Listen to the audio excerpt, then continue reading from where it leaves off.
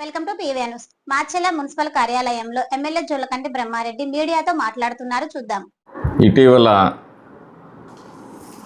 Minor irrigation, major irrigation, అలాగే lift irrigation పథకాల మీద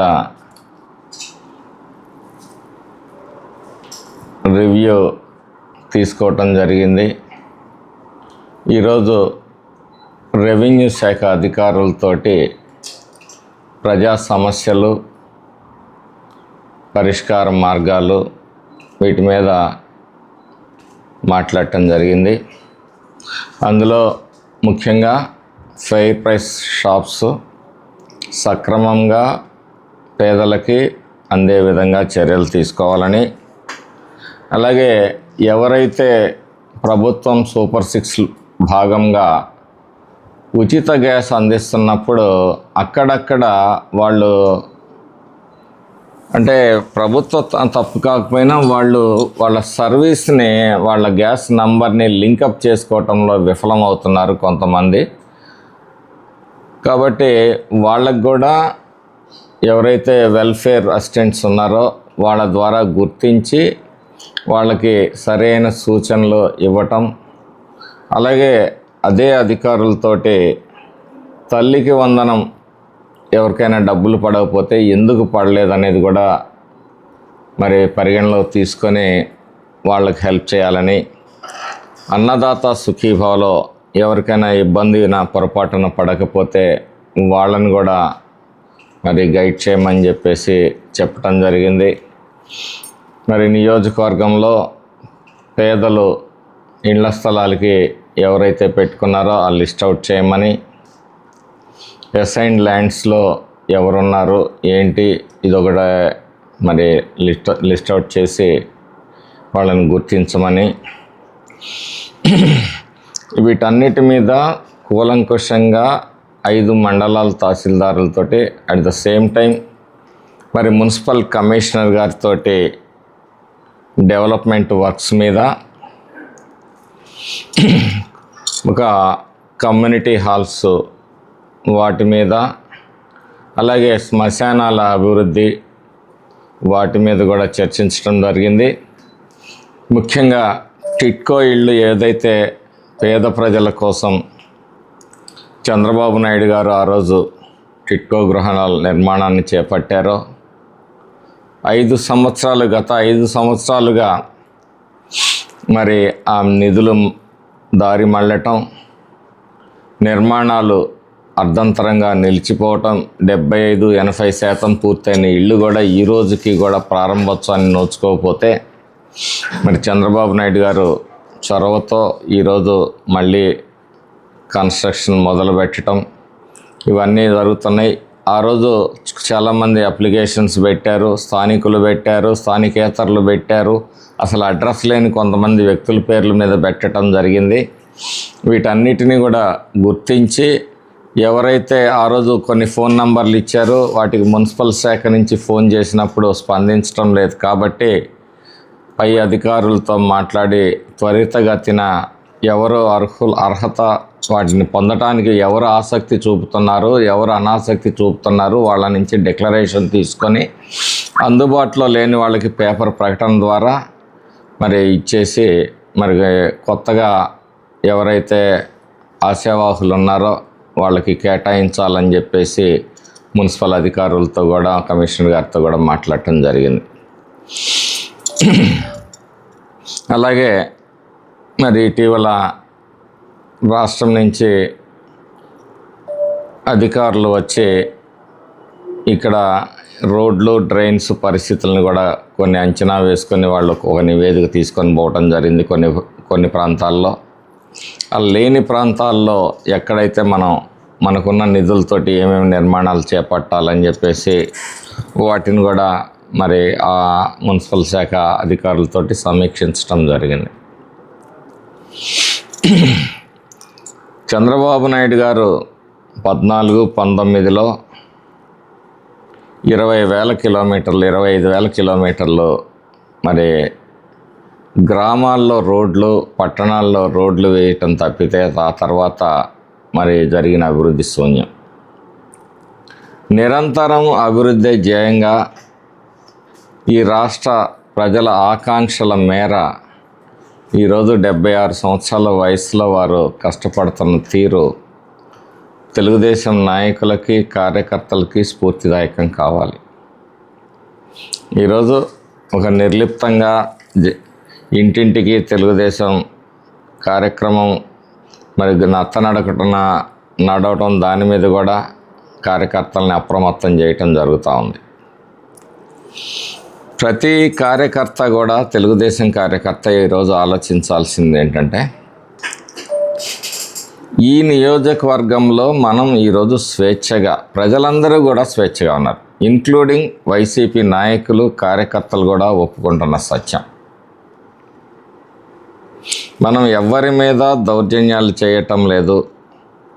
ఈ వెనుకబడిన ప్రాంతాన్ని ఏ విధంగా ముందుకు తీసుకెళ్ళాలి, తాగునీరు సాగునీరు పరిశ్రమలు రావాలి, ఇక్కడ యువతకు ఉద్యోగ ఉపాధి అవకాశాలు రావాలి, కేవలం ఒక విద్యాశాఖలోనే 120 కోట్ల రూపాయల పనులు జరిగినవి కానీ జరుగుతున్నవి కానీ మరి జరగటానికి ముందుకి గ్రాంట్ ఇవ్వటం కానీ జరిగిన 120 కోట్ల రూపాయలు 2 సంవత్సరాల కాలంలో.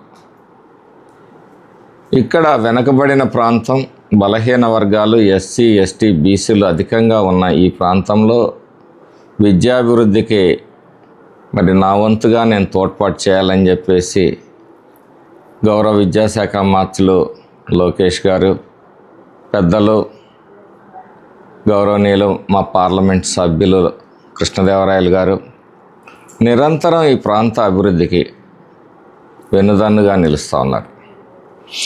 ఇక్కడ పట్లవీడి దగ్గర మొన్ననే జేసీ గారు వచ్చిపోయారు, మీరందరూ కూడా చూశారు. 500 ఎకరాల్లో ఫస్ట్ ఫేజ్లో ఇండస్ట్రియల్ కారిడార్ని ఏర్పాటు చేయాలని. ఈ రాష్ట్రంలో శాంతి భద్రతలు ఉండకూడదు, ఈ రాష్ట్రం అభివృద్ధి చెందకూడదు, ఈ రాష్ట్రం సర్వనాశనం అవుతుంటే ఈయన ఫిడేలు వాయించుకొని నీరో చక్రవర్తిలాగా ఆనందాన్ని అనుభవించాలన్న సైకో నాయకులు ఈ వైసీపీ నాయకులు అని చెప్పి ఈ సందర్భంగా చెప్తా ఉన్నా. మొన్న చూశారు రెంటాలలో సొంత పార్టీలో మధ్యలో చనిపోతే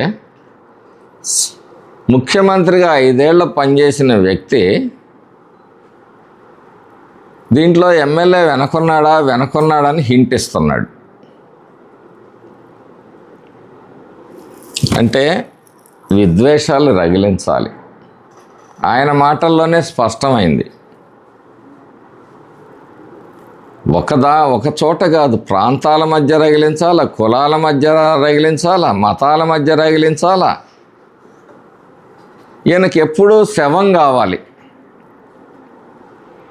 ఈ శవానందం ఏంటో అర్థం కావట్లేదు.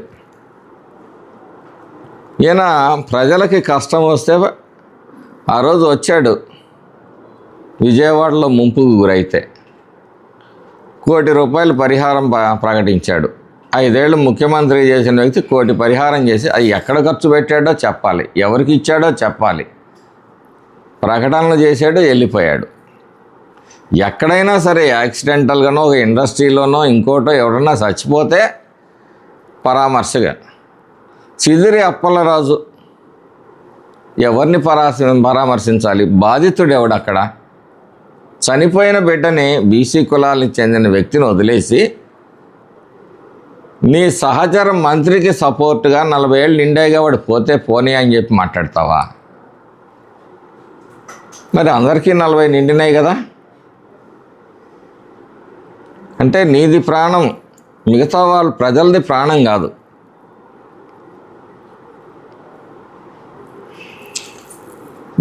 అసలు ఏం ఆలోచన చేస్తున్నారు? చంద్రబాబు నాయుడు గారి దౌర్భాగ్యం ఏంటంటే ఎంతోమంది నాయకులను ఫేస్ చేశాడు. ఇలాంటి నీచమైన మనస్తత్వం ఉన్న నాయకుడితో పోరాటం చేయటం అనేది చంద్రబాబు నాయుడు గారికి పట్టిన దరిద్రం. విలువలు, విశ్వసనీయత ఏదీ లేదు. ఇన్నేళ్ల పరిపాలనలో ఈ రాష్ట్ర ప్రజలు కూడా జగన్మోహన్ రెడ్డి లాంటి వ్యక్తిని చూడలేదు, చూడబోరు కూడా. ఈ దేశం కూడా చూడదు. 6 అణాల కూలి అంజయ్య గౌరవప్రదంగా పరిపాలన చేశాడు.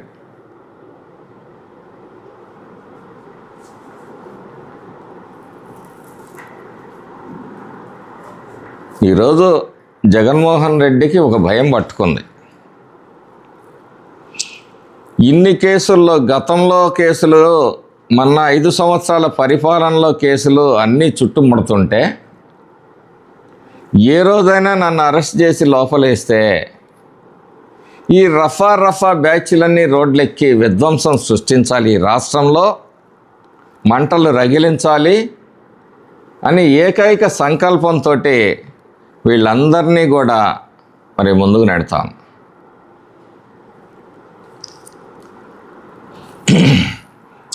వెళ్తారు, టొబాకో బోరాలు దొక్కేస్తారు, మిరపకాయ బోరాలు దొక్కేస్తారు. నీ హయాంలో ఎవడికేమి ఇచ్చావు? ఆ రోజు ధరల స్థిరీకరణ నిధి అన్నావు, ఏర్పాటు చేసావా? ప్రకృతి విపత్తుల నిధి అన్నావు, ఏర్పాటు చేసావా?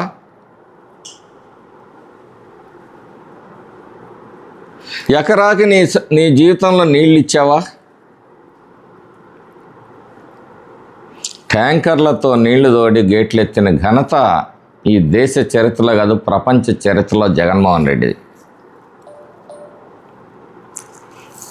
నేను మొన్న ఒక 25 రోజుల క్రితం రామానాయుడు గారి క్యాంప్ ఆఫీస్కి రాత్రి 8:30-9 గంటలకు వెళ్తే, రామానాయుడు గారు వెలుగొండ ప్రాజెక్టు గురించి, పోలవరం ప్రాజెక్టు గురించి ఆ టైంలో రివ్యూ చేస్తూ ఉన్నాడు. ఈ 3 రోజులు నేను మీకు అందుబాటులో లేని, ఈ 3 రోజులు ఎన్ని మీటర్లు పొడవు, ఎంత ఎత్తు రైజ్ చేశారని. నేను ఆ రోజు వెళ్ళింది వరికపూడిసెలలో కొన్ని ఇష్యూస్ ఉన్నాయని తెలియజేయడానికి పోయాను. నా ముందు ఆయన అధికారులను లైన్లో తీసుకొని వాళ్ళతో మాట్లాడారు. పరిపాలన చిత్తశుద్ధి అంటే ఇది. ఒక అబద్ధపు ప్రచారాలు చేసుకుంటూ ఒక బునుగు మీడియాని పెట్టుకొని ప్రచారం చేసుకోవటం, డబ్బాలు కొట్టుకోవటం కాదు. ఈరోజు దశాబ్దాల కళ వరికపూడిసెల అని చెప్పేసి దానికి మరి 14.7 కోట్ల రూపాయలు ఫారెస్ట్ కానీ, మొన్న 63 కోట్ల చిల్లర ల్యాండ్ ఎక్విజిషన్ కానీ కేటాయించటం మా నాయకుడు, మా చిత్తశుద్ధికి నిదర్శనం. 2 మాజీ జలవనరుల శాఖ మార్చులు వచ్చి ప్రజల్ని మభ్యపెట్టే ప్రయత్నం చేస్తాం. సిగ్గుపడాలి.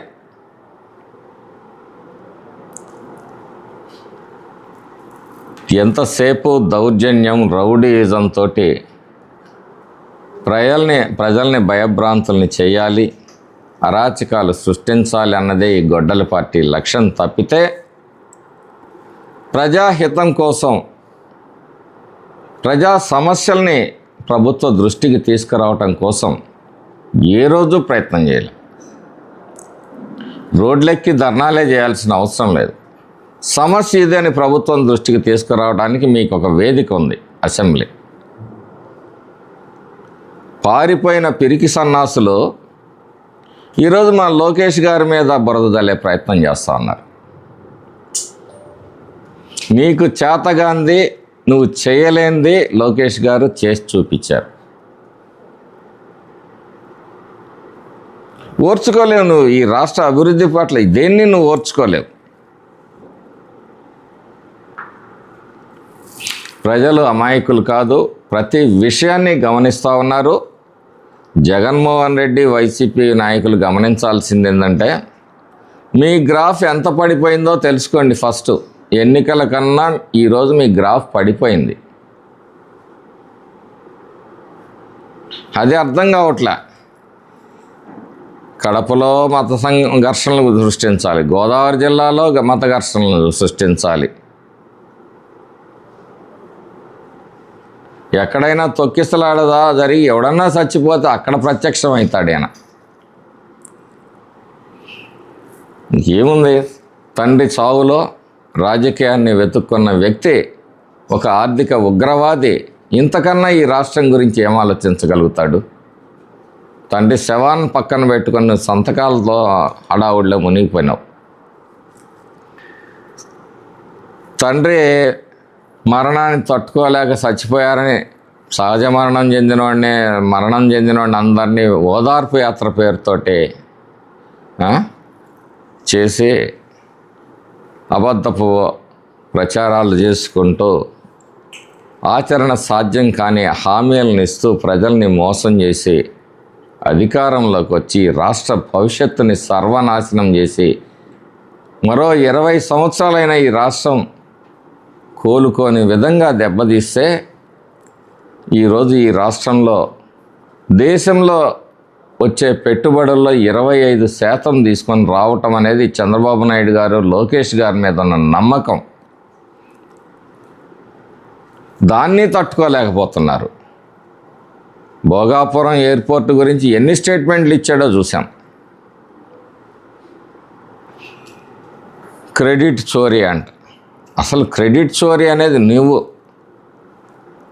నీ స్టేట్మెంట్లు ఈరోజు ప్రెస్లో వీడియోలతో సహా రిలీజ్ చేస్తూ ఉంటే ఇంకా సిగ్గు లేకుండా ఈ వైసీపీ నాయకులు మాట్లాడతారు. అసలు మీ క్రెడిట్ ఉంటే కదా ఎవడన్నా చోరీ చేయటానికి.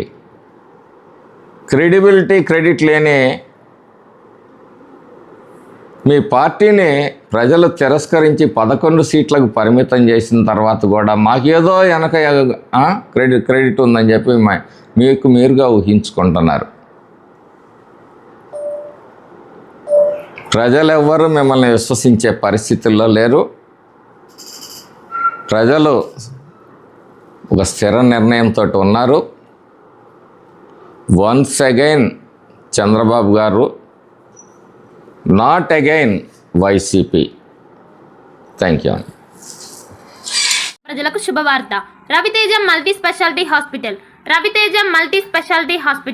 Ring road centre Macherla. మా వైద్యశాలలో అత్యాధునిక వైద్య పరికరాలతో శస్త్రచికిత్సలు చేయబడును. అదేవిధంగా మా వైద్యశాలలో MICU, NICU, OT ఆపరేషన్లు ఎంతో అనుభవం కలిగిన doctor Keerthi Reddy, doctor Satish, doctor చంద్రశేఖర్లచే వైద్య సేవలు అందించబడును. మా వద్ద కార్పొరేట్ వైద్యశాలలో ఎన్నో ఏళ్లు అనుభవం కలిగిన గైనకాలజిస్ట్, జనరల్ మెడిసిన్, జనరల్ సర్జరీలచే వైద్యం చేయబడును. Orthopaedics, polytrauma, OBS and gynaecology, paediatrics, pathology, CT scan, X-ray ల్యాబ్లతో పాటు అంబులెన్స్, ఫార్మసీ సౌకర్యం కలదు.